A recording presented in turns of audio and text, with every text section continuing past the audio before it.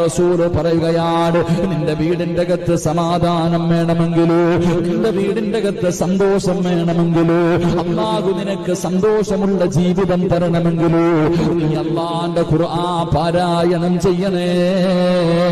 പ്രത്യേകിച്ച് സൂറത്തുൽ ബഖറ ഓതണേ, സൂറത്തുൽ ബഖറ പാരായണം ചെയ്യണേ.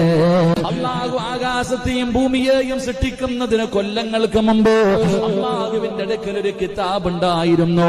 ആ കിതാബിൽ 2 ആയത്തുകൾ ഉണ്ടായിരുന്നു. ആ കിതാബിൽ 2 കലിമത്തുകൾ ഉണ്ടായിരുന്നു. ആ കലിമത്ത് ഏതെന്നറിയുമോ?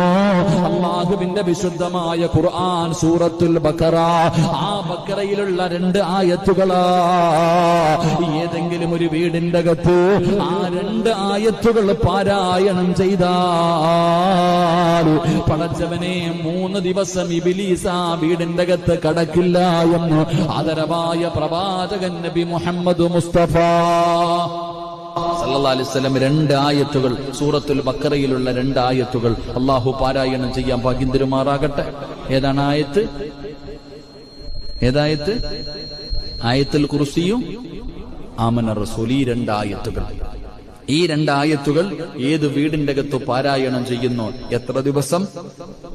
3 ദിവസം. ഈ ആയത്ത് ഓതിയാൽ തന്നെ 3 ദിവസം ഇബ്ലീസ് വീട്ടിൽ കയറില്ല. അപ്പൊ പിന്നെ ബഖറ ഓതിയാലോ?